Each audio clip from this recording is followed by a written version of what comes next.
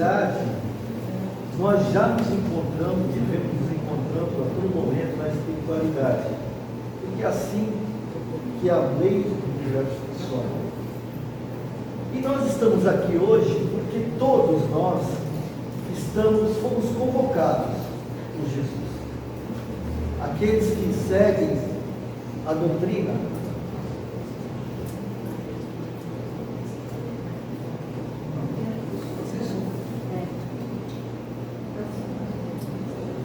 eu falo alto, não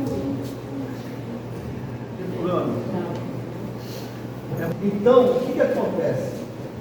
Nós estamos aqui porque nós somos convocados, não intimados, mas convocados por Jesus, para que cada um de nós seja uma sementinha, aquela luz que Jesus falou, né?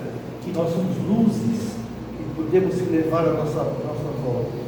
Se nós estamos nessa casa espírita, e quando eu não estou falando apenas da casa espírita, mas também das religiões, no todo, a evangélica, até mesmo, né, a gente tem um pouco um certo resquício contra isso, mas até mesmo a Umbanda, o Candomblé, porque são locais onde nós estamos nos reencontrando com a espiritualidade, com a nossa essência. E aqui, nesse momento, nós estamos, digamos assim, nós estamos nos reencontrando conosco mesmo, com a doutrina de Jesus. E Jesus, quando esteve conosco, eu falo conosco porque nós estávamos naquela época, seja na matéria ou na espiritualidade, porque somos seres milenares, passamos por várias encarnações. E naquele momento, Jesus, ele conversando com Mateus, né, que ele havia sido um cobrador de impostos, e depois foi um escriba, acompanhando Jesus, ele falou para ele que ele veio para revolucionar, ele estava ali para revolucionar, não para criar conflitos, atritos, mas revolucionar. E foi o que ele fez, porque Jesus, em sua época, quando ele chegou, ele trouxe para nós o perdão, né? Dar a outra face àquele que nos agredia, né? E com isso, o que aconteceu? Na época não era o que acontecia, era olho por olho, dente por dente, né? E assim que funcionava. E Jesus, ele nos trouxe o que? O respeito, o amor. E nós hoje estamos precisando demais despertar isso dentro de nós.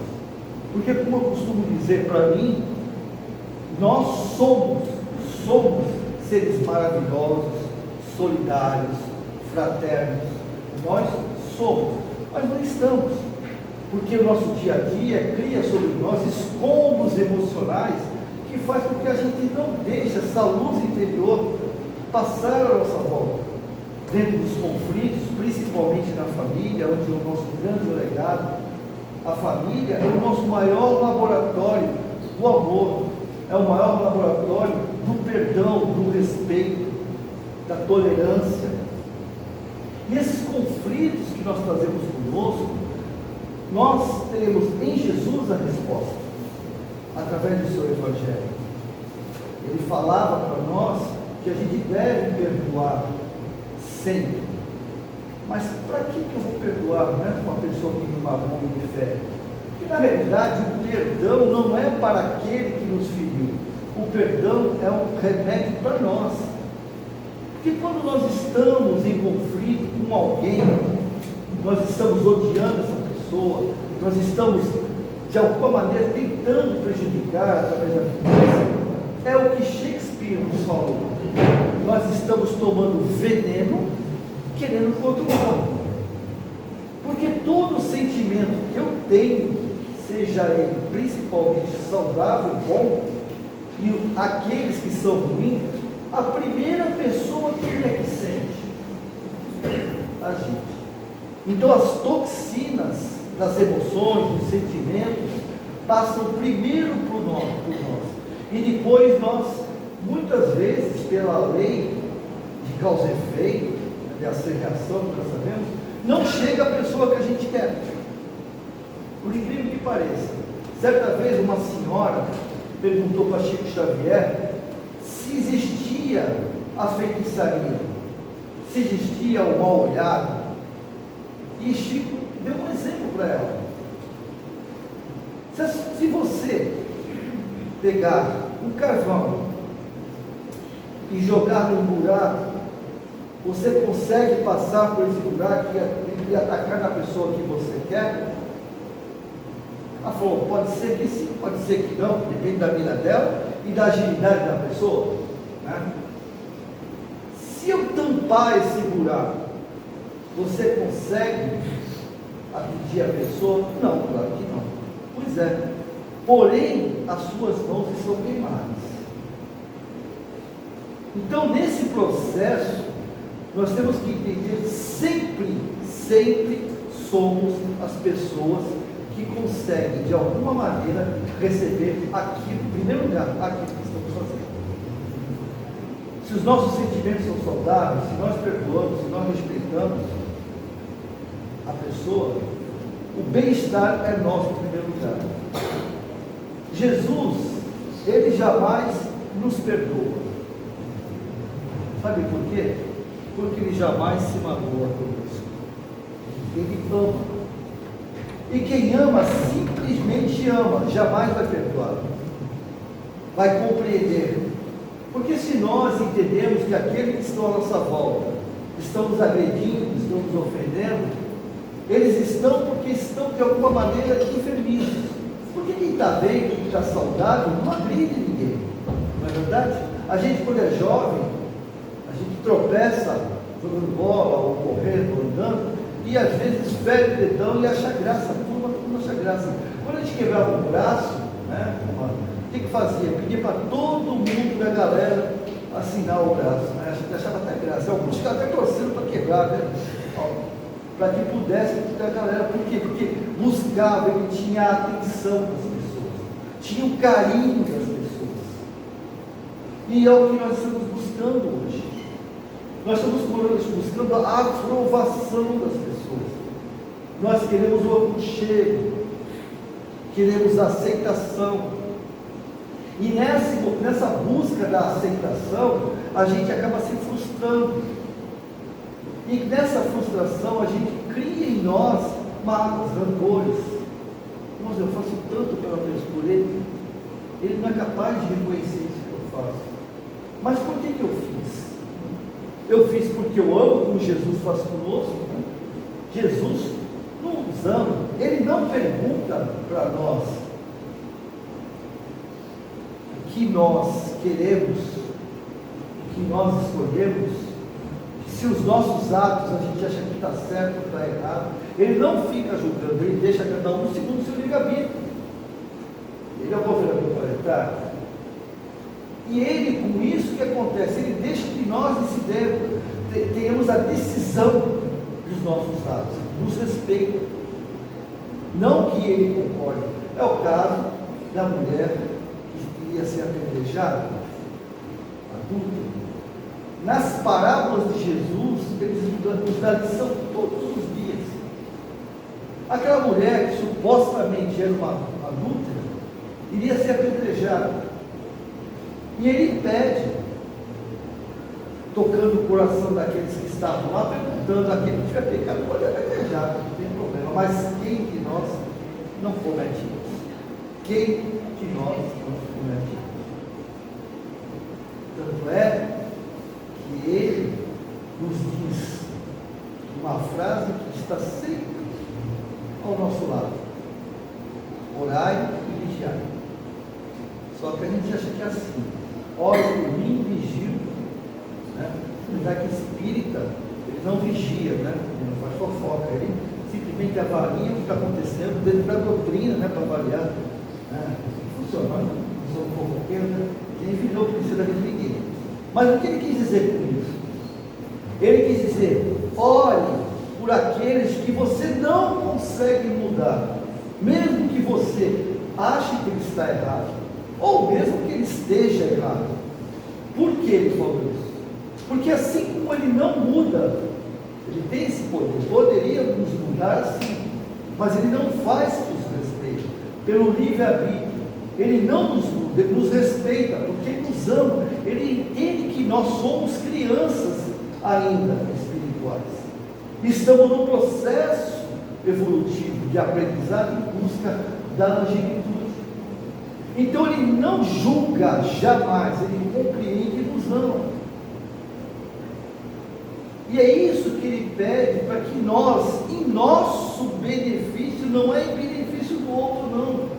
É em nosso benefício a gente possa, se não perdoar como a gente entende, respeitar a decisão da pessoa e partir.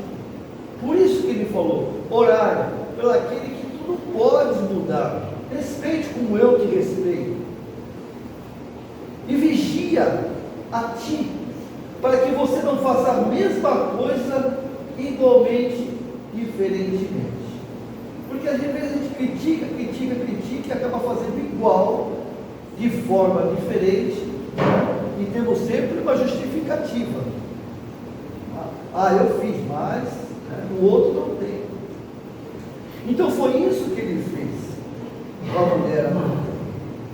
Porque quando todos foram embora, ele não avaliou a atitude da mulher.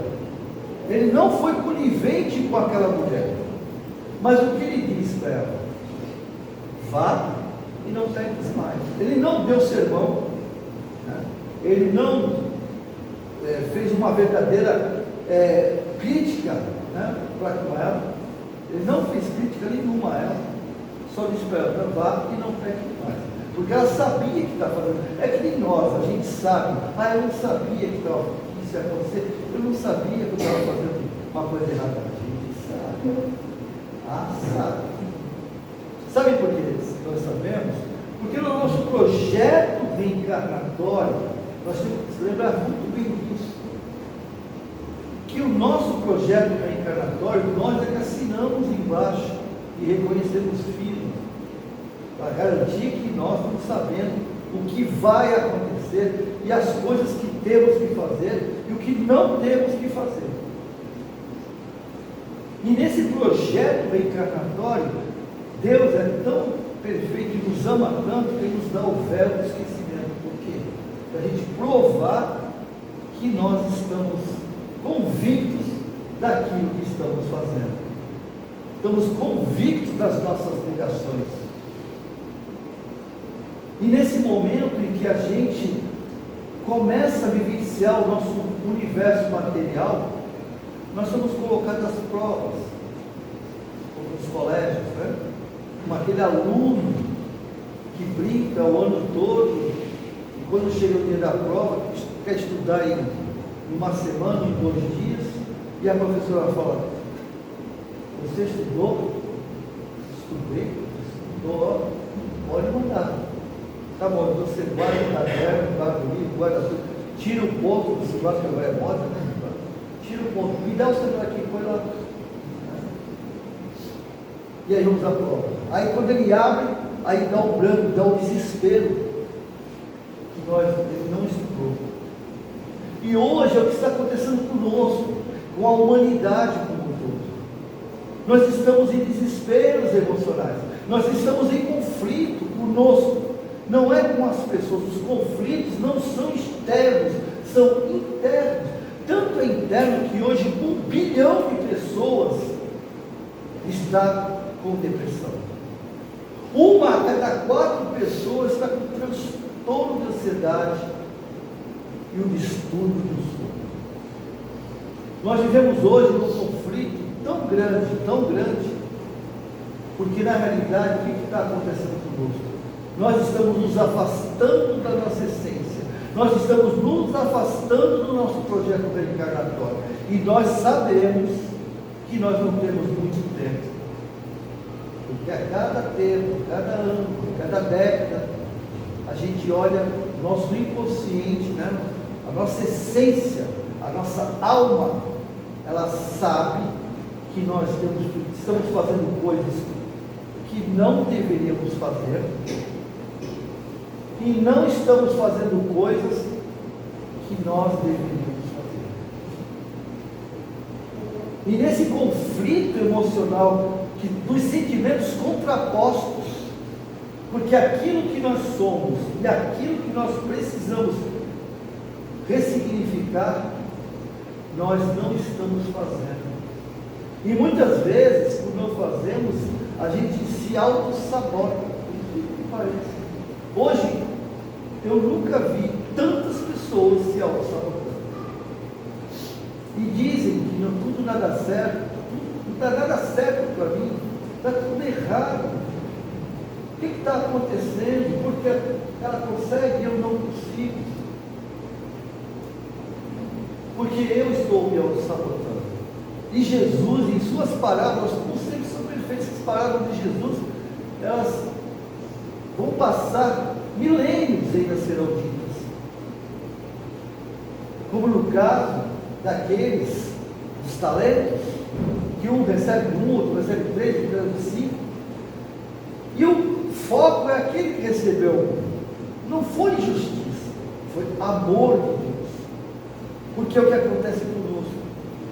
Muitas vezes, nós não temos a condição de suprir ou de ressignificar muitas emoções, muitos flagelos emocionais, muitos conflitos, e nós às vezes só precisamos de um, ressignificar apenas um.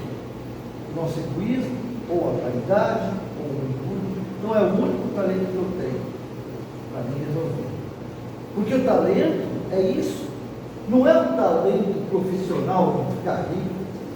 O cara tem um talento porque Jesus mesmo disse: a minha felicidade, a nossa felicidade, o nosso reino não é deste mundo. Alguém tem dúvida disso? Tem pessoas que vão desencarnar com 110, 115, 120 anos, que é o recorde, mas vão desencarnar. Então não é o meu mundo.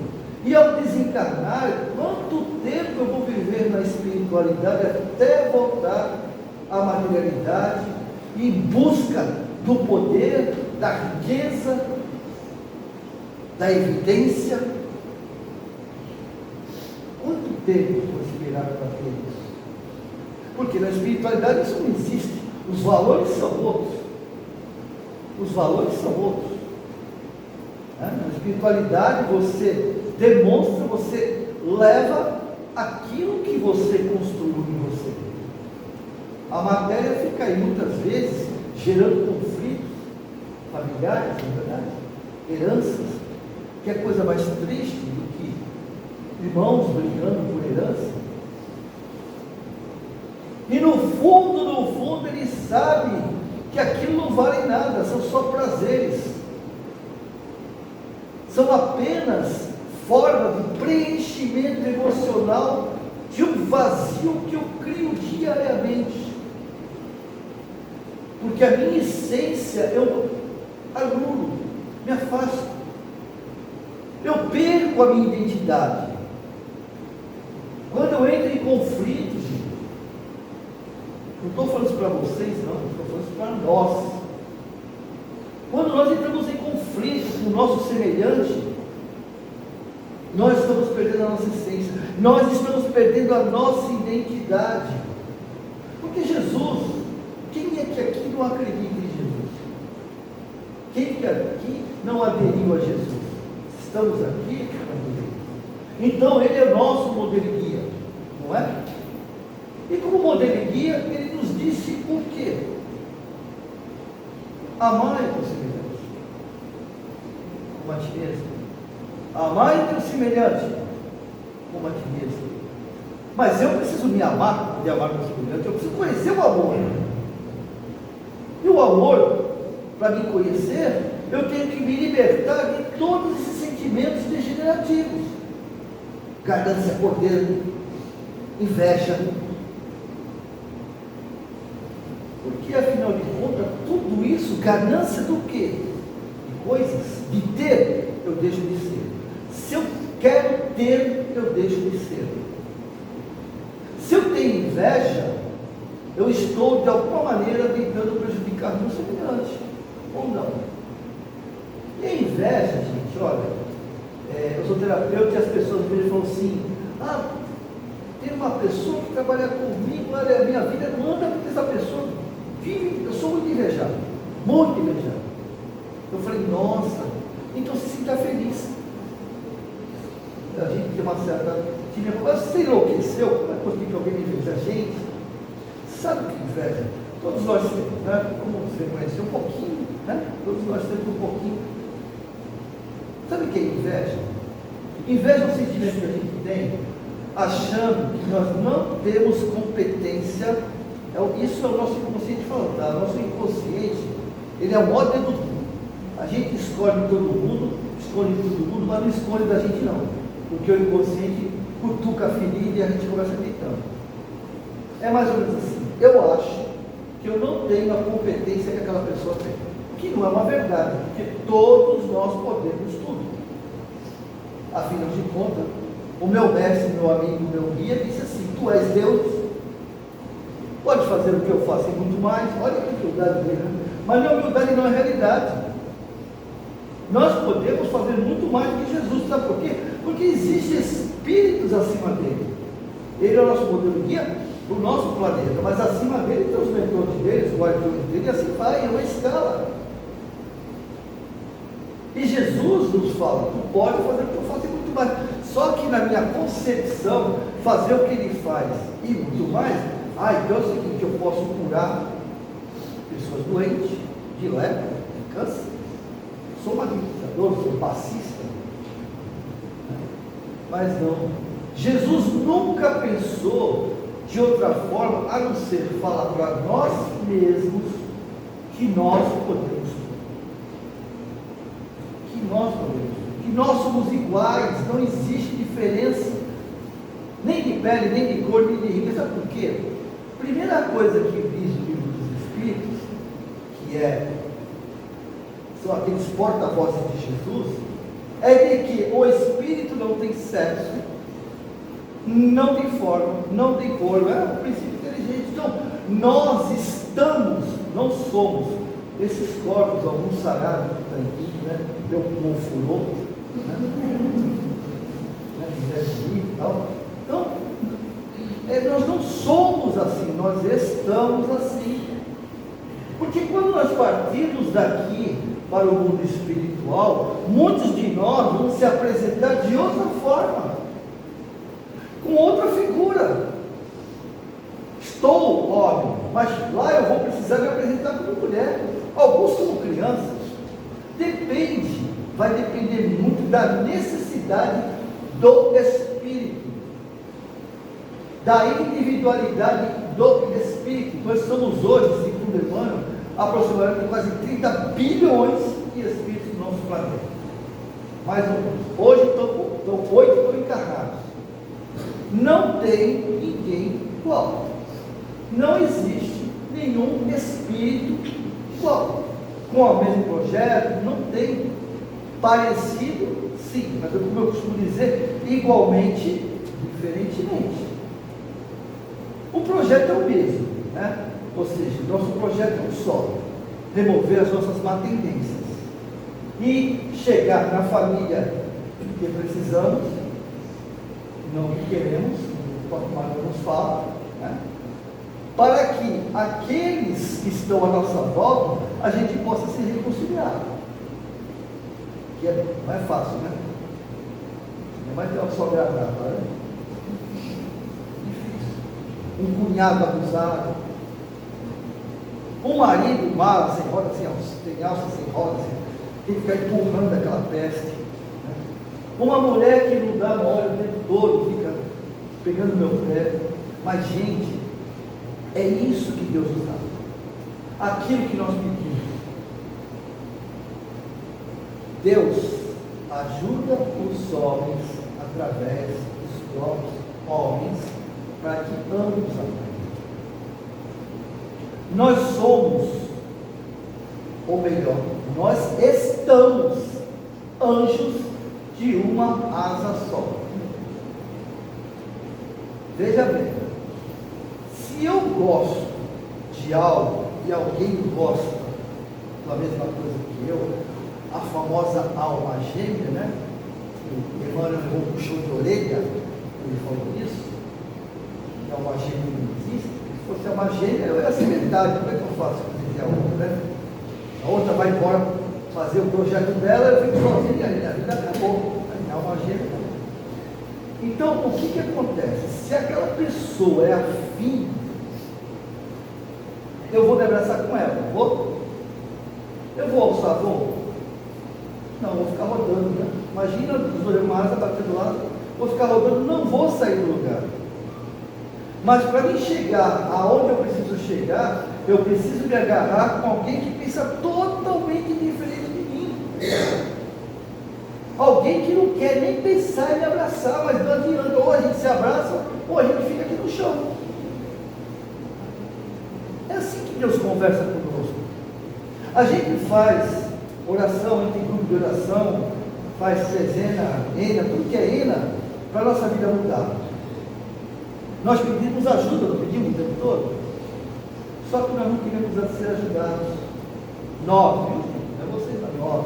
Não queremos ser ajudados. Porque quando o médico fala assim para você, olha, sua glicose está muito alta, dá uma cortada no bolo de chocolate, na Coca-Cola gelada, eu tomo 2 litros no dia. O cara enlouqueceu. Meu, se não tomar, para de fumar, para de beber. E aí, todo esse seu problema vai embora. Eu quero ajuda. Eu falei, médico, mas eu tenho um remedinho, não resolve isso? Olha, eu tenho, mas se você não fizer a sua parte, não adianta. Aí ele toma aquele remédio, a glicose vai lá para 80. Oh, que maravilha, 80. Vou comer 1000, pedacinho só do mundo. Não vou comer tudo, pedacinho, né? Aí, mais um pedacinho, a glicose vai lá para 300. O que eu faço? Eu dobro a dose do remédio. Né? Para baixar de novo. É assim? Eu quero ajuda, mas não quero se ajudar. Gente, eu estou falando de coisas materiais, que é mais fácil, não é? Tudo vai ficar moleza. A mulher não comeu mais bolo, né? Não se entra mais complicado, então eu tenho que correr. E o emocional? E o comportamento? E o sentimento? E a emoção? Como é que fica? Como é que eu vou fazer para não sentir isso que eu estou sentindo? Como que eu faço? Como é que vocês acham? O que vocês acham que eu faço? Como que eu faço? Não negar isso. Reconhecer. A gente chama de negação. Quando começa a negar um sentimento que por crenças limitantes, que é pecado, né? A gente, desde jovem, é uma coisa ancestral, existe o pecado, mas é pecado, isso é pecado, isso é pecado. Então pecado, se é pecado, eu vou esconder, eu sou pecador, eu vou esconder isso aí. Aí a gente põe uma coisa que a gente chama de caixa de Pandora, a gente vai ver tudo que não presta lá dentro. Só que eu não resolvi, está lá, um momento que vai explodir, vai estourar, porque a caixa não suporta, cara. Então uma forma de vencer as nossas deficiências emocionais é enfrentá-las. É um enfrentamento. Eu tenho raiva da minha mãe, mas tudo, vamos parar para ele e falar assim, nem fala da minha mãe. Ó, o meu irmão, eu perdoei meu irmão, tá? Eu vou lá no Anjo Gabriel, eu fui a palestra, foi bacana a palestra, eu já limpei meu coração, perdoei. Estou perdoado, né? Porque se eu não perdoar o bicho da pergunta, se eu vou morrer, então eu não quero ver. O que acontece? O sentimento lá, ele me falou, quando temos os hormônios lá, que é cortisol, que vai pelas veias, aí dá trombose, dá taquicardia, então eu não quero entrar nisso não. Então já perdoei o meu irmão. Já perdoei. Mas, é o seguinte, não me ligue.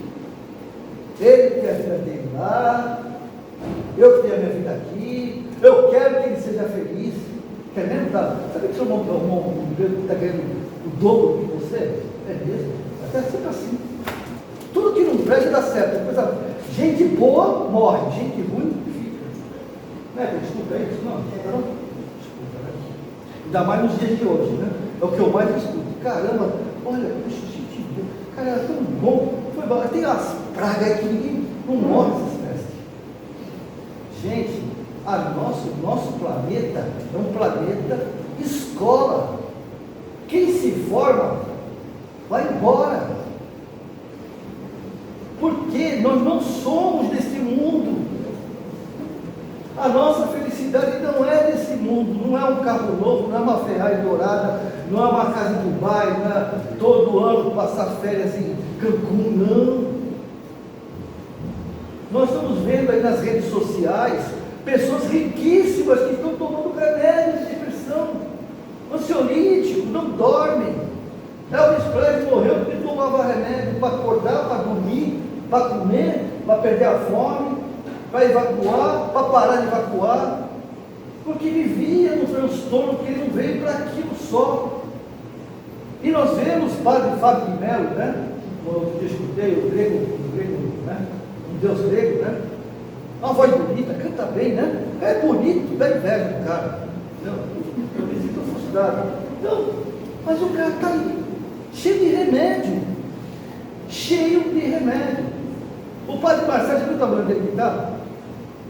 Meu, isso tem uma linguagem corporal. Ele está buscando algo que ele ainda não encontrou. Ele não encontrou. Então agora está na academia, tomando bom, né, de novo os negócios. Então é isso que nós temos que entender. Não está a nossa felicidade, não está em nosso corpo. Não está no que temos. Quanto mais a gente luta por isso, mais a gente se afasta daquilo que somos. Somos, gente, nós somos seres maravilhosos, nós somos fraternos, nós somos solidários, nós somos compreensivos, nós somos, porque somos a imagem e semelhança de Deus. Inevitavelmente, nós somos, mas nós nos abandonamos, por enquanto, já estamos despertando, porque a vida nos faz despertar. A gente de repente vê que tem algo errado, eu vou buscar, já que eu não consigo ouvir as vozes desses amigos maravilhosos que estão conosco aqui, muitos parentes, muitos amigos, protetores, guardiões, não por mim, mas por vocês, tão felizes de nós estarmos aqui conversando sobre isso, falando sobre Jesus, não Jesus religioso, não Jesus da fé, não Jesus tribal, porque nós somos assim, o meu Jesus, o teu Jesus, o Jesus do outro. É assim que funciona. Você vai numa instituição, é um Jesus. Tem o Jesus dos judeus, que não é o Messias. Ele é judeu, nasceu lá, conhecia as leis, e olha que ele falou assim: eu não vim mudar as leis. Eu não vim mudar as leis. E não mudou. Gente, vocês têm ideia? Eu vou falar uma coisa aqui que é apócrifa, vocês não vão encontrar. É mais por raciocínio. Vocês têm ideia que é um espírito se preparar 4.000 anos para encarnar? Mas tirou isso? Como assim? Vamos avaliar. É uma reflexão. Eu estou afirmando. Eu quero que vocês pensem nisso. Quando eu vou encarnar, estou lá no mundo espiritual. Estou no planeta Terra. Não vou nem falar de outros mundos. Júpiter, Plutão, Marte, por exemplo, né? São habitáveis. Lá tem espírito, só que você vai lá e não vê. Como assim? Como é que eu vejo? Como é que alguém pode viver em Júpiter, em planeta gasoso, venenoso? Como é que alguém pode viver no Sol, na Lua? Bom, a gente não consegue conceber. Então o espírito do escola de Jesus, por uma missão pessoal e de toda a humanidade, falou: deixa comigo. A galera não entendeu, já mandei um monte de profeta, já mandei Moisés, já mandei um monte de gente, os caras não entenderam, agora eu vou lá falar. Só que ele é uma luz, ele é um oceano. Vocês conseguem colocar um oceano no copo? Não, né? Como é que eu ponho o espírito dentro do corpo? Porque ele falou: não vim mudar as leis. Eu vou nascer como você nasceu, como você nasceu, como você nasceu. Porque é o seguinte: eu estou falando para você que você pode fazer o que eu faço. Então eu não posso chegar aqui e materializar e falar: pô, eu sou Jesus, né? Mas eu vou te convencer, assim fica fácil, né? Até hoje em dia tem gente que não acredita nele, né? Tem gente que não acredita. Tem gente que não acredita no que ele fez, tem muita gente que fala que você foi uma baboseira, tem gente que não provar o contrário, fala as outras bobagens que estão falando dele. Entendeu? Então, o que acontece? Eu vou falar, sabe, vou me preparar. Segundo os apóstolos, ele levou de 5 a 4.000 anos para se preparar. Eu acredito. não bato o pé, mas não vou dizer que eu acredito, tem uma lógica, tem uma lógica. Porque como eu falei, se eu desencarnar daqui, vamos avaliar, se eu desencarnar, aí os caras vão falar assim para você, ó, seguinte, ó, aqui tu não volta mais. Não dá, pô, cara, o planeta melhorou, você está atrapalhando, tu vai cair fora daqui, vou te mandar lá para Júpiter, da Plutão, né? Plutão, lugar de assim, o que significa assim? Só que eu vou aparecer lá assim, o meu perispírito, lembra gente? O perispírito, está tudo no livro dos espíritos, né? O perispírito é a forma, né? Então se ele é a forma da forma, lá é essa forma? Não, né? Eu vou ter que manipular os amigos, os arquitetos, ou sei lá, técnicos, não sei o que eu vou fazer, mas eles vão ter que manipular, me preparar. Quanto tempo eu vou levar para fazer isso? Eu sei que isso não pouco importa, né? Eu só estou dando um exemplo para mostrar a grandeza desse espírito que veio aqui, sabe por quê? Por causa dele, vocês acham? Ele nos ama. Ele fez tanto por nós, a ponto de falar assim: eu não vim mudar as leis. Se os caras querem, pelo livre-arbítrio, escolher Barrabás ao invés de mim, eu que vim salvá-los, não dos romanos, mas deles mesmos. Eles preferem Barrabás porque é um revolucionário, que odeia romano e pode me libertar o meu corpo do mundo material. Só que o meu corpo daqui a pouco foi embora e eu não fui sem ele. Nós ainda não entendemos. Nós não entendemos ainda. Continuamos lutando pelo nosso corpo, criando atritos com pai, com mãe, com irmão, com filho. Nós ainda não entendemos. E agora é a hora, gente. Agora é a hora que cada um de nós, desde ontem, na espiritualidade, né, está sendo assim, alimentado a candeia. Todos nós temos uma candeia de luz em nossos corações, verso solar. E nesse momento, os nossos amigos espirituais, os nossos familiares que vivem nesse mundo de realidade, estão magnetizando, ou seja, colocando óleo, né? Que as candeias eram feitas nas nossas candeias, ampliando essa luz. Para que a gente possa, nessa noite, quando nos encontrarmos com os nossos amigos, ele deu uma geral da gente, né? Tirando aquelas toxinas, os escombros emocionais, fazendo com que nós pensemos em tudo isso. Remover os escombros emocionais, para que durante a noite, durante o sono, ele fala: galera, vamos bater um papo, você aqui. Junta todo mundo de novo, vamos bater um papo lá, a gente vai se encontrar lá. Olha, agora eles vão falar diferente. Para que a gente possa ser aquilo que Jesus nos pediu, nos convocou e nós aceitamos. Um momento tão difícil que o mundo está passando, não é só o Brasil. O mundo, e vou dizer para vocês, tá? Para encerrar, não é guerra espiritual. Eu até me arrepio com esse negócio. Existe uma guerra espiritual, até uma charge lá que está o demônio com Jesus em todo lugar. Não é guerra espiritual, não existe guerra no mundo espiritual. Não existe. Sabe por quê? Porque esses irmãos, esses companheiros de jornada que estão equivocados, são filhos de Deus. Eles não podem mudar aquilo que está destinado, não podem. Eles estão aprendendo que nós também. Então, que essa energia, que esta luz que está em cada um de nós, nesse momento, está indo em encontro aos seus lares. E lá está magnetizando seus entes queridos. Uma equipe já foi para lá, já faz muito tempo, magnetizando seus entes queridos, removendo todos os miasmas, energias deletérias, formas, pensamentos negativas, removidas. Vocês vão encontrar seus lares asfixiados. E aqueles que estão lá, mesmo que não percebam, estão sendo magnetizados, dando a cada um deles segundo suas necessidades. Até mesmo os nossos animaizinhos, que são de jornada, as plantinhas, né? Também estão no seu processo evolutivo. E se por acaso tiver algum irmão, algum companheiro desorientado, ele será removido, não expulso, removido. Se não quiser ir, aí sim será sedado e retirado. Isso já está acontecendo. Então seus lábios estão do jeito que vocês querem, do jeito que vocês precisam.